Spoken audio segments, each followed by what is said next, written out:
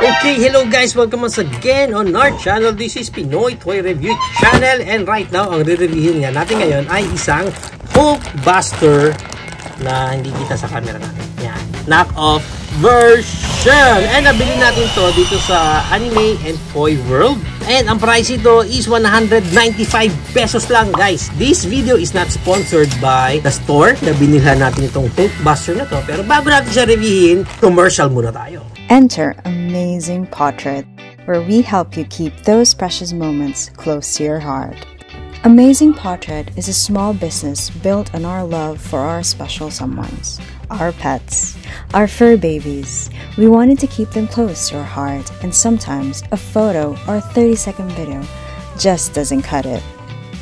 Here at Amazing Portrait, we give you options on how you want to document a precious moment with your fur baby, from comical interpretations to a more classic rendition. With the 4 art styles, you can now picture your pet any way you want them to. Now you can have your pet's likeness hung on a wall like a piece of art, stick them to your fridge, preferably close to where you store their treats with our magnets, extend your love for your pet to your belongings and friends with our Amazing Portrait stickers, or simply enjoy a moment of peace and tranquility with a customized mug with your pet's face on it. There are many ways to show your love for your pet, and we're more than happy to help you with our awesome art pieces. Just send us a message when you feel like capturing that precious moment with your fur baby. Get your Amazing Portraits now. Amazing Portrait, keeping your pets close to your heart. And ito na ngayon ang ating Hulkbuster. So check natin yung kanyang details. Kahit pa paano matino naman yung details niya. Medyo shiny din siya. And may mga small details siya na makikita. Although yung mga small details niya na yon is more on mga painted na lang. Okay, yan sa harap, sa gilid niya, and sa likod. Yan. Puro tad-tad ng bala sa kabilang gilid. Sa ibabaw niya, ganyan ang tsura. Sa ilalim, wala nang any holes para mailagay mo siya sa stand. Although, batabingi pala. And ang articulation niya sa head is hindi nagagalaw. Pagdating sa arms, ayan, rotate siya na pataas. Although, wala siyang freed moment, hindi niya kaya. Pagdating sa elbow, ayan, ang bent ng elbow niya, medyo konti lang yung elbow bent niya. Wala nang any bicep rotation dyan. Sa hands, wala na ring articulation dyan sa hands. Pagdating sa waist niya, it's wasted. Walang articulation. Although, pagdating sa kanyang feet, kaya niya ating Van splits na konti. Okay, ayan. Konti lang. Kahit pa paano, ayan, yan ang kanyang Van split.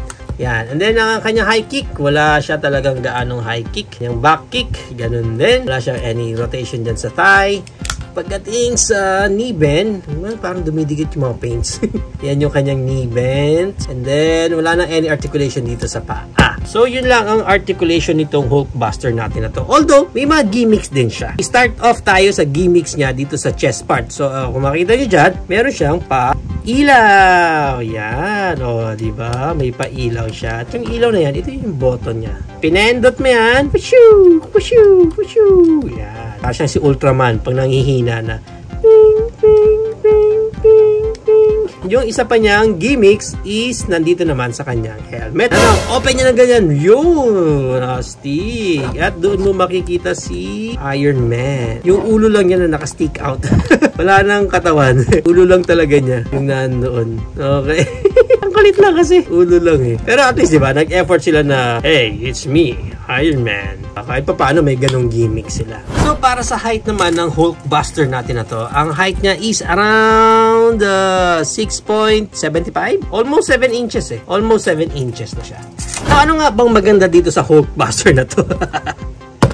Well, una-una, ang good points na nakikita ko dito is 185 pesos lang siya, guys.